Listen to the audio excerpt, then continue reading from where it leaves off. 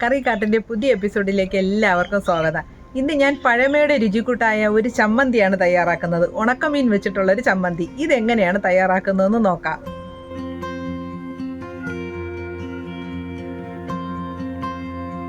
നെത്തോലി ചമ്മന്തി തയ്യാറാക്കാനായിട്ട് 15 വറ്റൽമുളക് എടുത്തിട്ടുണ്ട്, ഒരു ചെറിയ പീസ് ഇഞ്ചി, 4 പച്ചമുളക്, 15 ചെറിയ ഉള്ളി, ഒരു നെല്ലിക്ക വലുപ്പത്തിൽ പുളി. കാന്താരി മുളകാണെങ്കിൽ കുറച്ചുകൂടി നല്ലതാണ്.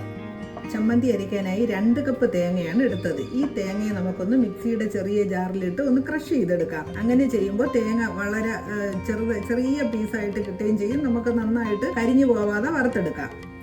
ഇതുപോലെ നമ്മളിപ്പോൾ തേങ്ങ തിരികെ എടുക്കുമ്പോൾ ഇങ്ങനെ കുറച്ച് വലുതായിട്ടായിരിക്കും കിട്ടുന്നത്. ഇതിനെ ഒന്ന് ക്രഷ് ചെയ്തെടുക്കുമ്പോൾ എല്ലാം ഒരേപോലെ ചെറിയതായിട്ട് നമുക്ക് ക്രഷ് ചെയ്തെടുക്കാം. ക്രഷ് ചെയ്തെടുത്തപ്പോൾ ഇതുപോലെ ഇങ്ങനെ ചെറിയ പൊടിയായിട്ട് നമുക്ക് എടുക്കാം. ഇങ്ങനെയാകുമ്പോൾ എല്ലാം ഒരുപോലെ വറുത്തെടുക്കാൻ പറ്റും. ഇങ്ങനെ ചെയ്യുമ്പോൾ നമുക്ക് വറുത്തെടുക്കാനും എളുപ്പമാണ്. തേങ്ങ കരിഞ്ഞു പോകാതെ എല്ലാം ഒരേപോലെ വറുത്തെടുക്കാൻ പറ്റും. തേങ്ങ ലോ ഫ്ലെയിമിൽ വെച്ച് വറുത്തെടുക്കാം. 1 ടീസ്പൂൺ എണ്ണ ചേർത്ത് കൊടുക്കാം. ഇത് ഓപ്ഷണലാണ്, ആവശ്യമാണെങ്കിൽ മാത്രം മതി. എണ്ണ ചേർത്ത് കൊടുക്കുമ്പോൾ കരിയാതെ പെട്ടെന്ന് വറുത്തെടുക്കാൻ കഴിയും. എല്ലാ സൈഡും നന്നായിട്ട് ഇളക്കി കൊടുക്കണം. നെത്തോലി ചമ്മന്തി തയ്യാറാക്കാനായിട്ട് നമുക്ക് തേങ്ങ വറുത്തും എടുക്കാം, തേങ്ങ വറുക്കാതെ പച്ചക്കരച്ചും ഉണ്ടാക്കാം. തേങ്ങ വറുത്ത് ചമ്മന്തി തയ്യാറാക്കുമ്പോൾ കുറച്ച് കൂടുതൽ നാൾ കേടാകാതിരിക്കും. ഇതേ കളറൊക്കെ ലൈറ്റായിട്ട് മാറി തുടങ്ങിയിട്ടുണ്ട്. തേങ്ങ വറുക്കുമ്പോൾ കുറച്ച് ക്ഷമയോടെ എല്ലാ സൈഡും ഇളക്കിയിട്ട് കൊടുത്ത് ഒരു 20 മിനിറ്റ് കൊണ്ട് നമുക്ക് തേങ്ങ വറുത്തെടുക്കാൻ പറ്റും.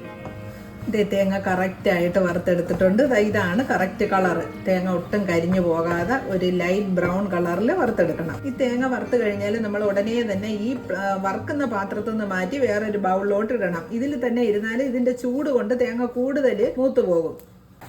ഇങ്ങനെ തേങ്ങ വറുത്തെടുത്തതിന് ശേഷം ഒന്ന് ചെറുതായിട്ടൊന്ന് ഇളക്കി കൊടുക്കണം. അപ്പോൾ ആ ചൂടൊന്ന് കുറഞ്ഞ് കറക്റ്റ് പരുവത്തിന് ഇരിക്കും. വറുത്ത ഉടനെ തന്നെ ആ പാത്രത്തിൽ നിന്ന് മാറ്റി കൊടുക്കണം. ഇനി നമുക്ക് ബാക്കിയുള്ള സാധനങ്ങൾ വറുത്തെടുക്കാം. ഉണക്കനെത്തോലി ചമ്മന്തി തയ്യാറാക്കാനായിട്ട് 200 ഗ്രാമാണ് എടുത്തിട്ടുള്ളത്. ഈ 200 ഗ്രാമുള്ള ഉണക്കനെത്തോലി നമ്മളിതാ ഇതുപോലെ ഇങ്ങനെ ഇതിന്റെ ഈ തലയും വാലും എല്ലാം കളഞ്ഞ് ക്ലീൻ ചെയ്തെടുക്കണം. ഇതുപോലെ ഇങ്ങനെ എടുക്കണം. ഇത് ക്ലീൻ ചെയ്തെടുത്ത നെത്തോലിയാണ്. ക്ലീൻ ചെയ്തെടുത്തപ്പോൾ 1.5 കപ്പ് ഉണ്ട്. ഇതിനെ ഒന്ന് വറുത്തെടുക്കാം. നെത്തോലി ലോ ഫ്ലെയിമിൽ വറുത്തെടുക്കണം. വേണമെന്നുണ്ടെങ്കിൽ 1 ടീസ്പൂൺ എണ്ണയും കൂടെ ചേർത്ത് കൊടുക്കാം. എണ്ണ ചേർത്ത് കൊടുക്കണമെന്നില്ല, അല്ലാതെ തന്നെ നമുക്ക് ചെറുതായിട്ട് ഇളക്കി വറുത്തെടുക്കാം. ഉണക്ക നെത്തോലി ആയതുകൊണ്ട് ഒരുപാട് സമയം നമ്മൾ വറുക്കണ്ട, കുറച്ചൊന്ന് കളർ മാറി തുടങ്ങിയാലും മതി. പെട്ടെന്ന് വറുത്തെടുക്കാൻ കഴിയും. ഇനി മുളക് ചേർത്ത് കൊടുക്കാം. ഇനി ചെറിയ ഉള്ളി ഇട്ട് കൊടുക്കണം, പച്ചമുളക് ഇട്ട് കൊടുക്കാം, ഇഞ്ചി ചെറിയ പീസായിട്ട് അരിഞ്ഞിട്ട് കൊടുക്കാം, പുളി ഇട്ട് കൊടുക്കണം. ഇതെല്ലാം കൂടി ചേർത്തിട്ട് ചെറിയ തീയിൽ വറുത്തെടുക്കണം. നമ്മൾ എടുക്കുന്ന സാധനങ്ങളെല്ലാം വെള്ളത്തിന്റെ ഈർപ്പം ഒട്ടുമില്ലാതെ നന്നായിട്ട് കഴുകി തുടച്ച് ഉണക്കി എടുത്താൽ ചമ്മന്തിപ്പൊടി കൂടുതൽ നാൾ കേടാകാതിരിക്കും. 2 ടീസ്പൂൺ കുരുമുളക് കൂടി ഇട്ട് കൊടുക്കുകയാണ്. കുരുമുളക് ചേർക്കുമ്പോൾ ഒരു പ്രത്യേക ടേസ്റ്റ് ആണ്. ഇതെല്ലാം കൂടി നന്നായിട്ട് വറുത്തെടുക്കണം ചെറിയ തീയിൽ. ഇപ്പോൾ ഞാൻ കരിയാതെ ചെറിയ തീയിൽ വറുത്തെടുക്കുകയാണ്. ഒട്ടും കളറൊന്നും മാറിപ്പോയിട്ടില്ല. അത്രയ്ക്ക് ലോ ഫ്ലെയിമിലാണ് വെച്ചേക്കുന്നത്. ഇനി ഉപ്പ് ചേർത്ത് കൊടുക്കാം. ഉപ്പ് നമ്മുടെ പാകത്തിന് വേണം ഇടാനുള്ളത്. എന്തായാലും ഈ ഉണക്ക മീനിൽ നല്ല ഉപ്പ് കാണും, അതുകൊണ്ട് വളരെ ചെറിയ അളവിൽ ഉപ്പിട്ടാൽ മതി. ഞാനിപ്പോൾ 1 ടീസ്പൂൺ ഉപ്പിട്ടിട്ടുണ്ട്. ഇനി കുറച്ച് കറിവേപ്പില കൂടി ഇട്ട് കൊടുക്കുകയാണ്. ഇത് ഓപ്ഷണലാണ്. എന്തായാലും കറിവേപ്പിലയല്ലേ, ചമ്മന്തിക്ക് നല്ല ടേസ്റ്റ് ആയിരിക്കും. ഇതെല്ലാം പാകത്തിന് മൂത്തിട്ടുണ്ട്. ഇനി ഇത് മിക്സിയുടെ ചെറിയ ജാറിൽ വെച്ച് പൊടിച്ചെടുക്കാം. പൊടിച്ചെടുക്കുമ്പോഴും ശ്രദ്ധിക്കേണ്ടത് തരിതരിപ്പായിട്ട് പൊടിച്ചെടുക്കണം, കൂടുതൽ അങ്ങ് പൊടിഞ്ഞു പോകരുത്. ഇതൊന്ന് പൊടിഞ്ഞതിന് ശേഷം തേങ്ങ ചേർത്ത് കൊടുക്കാം. ഇനി തേങ്ങ കൂടി ചേർത്ത് കൊടുക്കാം.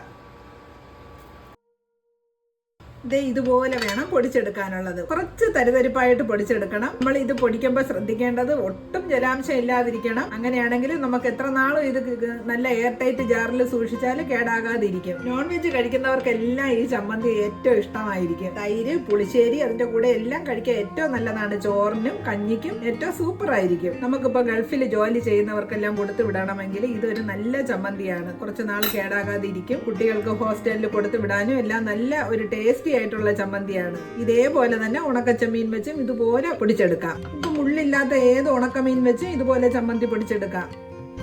ഈ നെത്തോലി ചമ്മന്തി ഇവിടെ റെഡി ആയിട്ടുണ്ട്. ഇത് എല്ലാവരും ഒന്ന് ട്രൈ ചെയ്ത് നോക്കണം. വളരെ എളുപ്പത്തിൽ ചെയ്യാവുന്നതാണ്. കാരണം നമുക്ക് മീൻ കിട്ടാത്തപ്പോഴെല്ലാം ഈ ഉണക്കമീൻ വാങ്ങിച്ചു വെച്ചിരുന്നാൽ പെട്ടെന്നൊരു ചമ്മന്തി തയ്യാറാക്കി എടുക്കാം. ഇഷ്ടമായെങ്കിൽ വാല്യുബിൾ കമൻസ് അറിയിക്കണം, സപ്പോർട്ട് ചെയ്യണം. പുതിയൊരു വീഡിയോയുമായി അടുത്ത എപ്പിസോഡിൽ കാണാം. താങ്ക്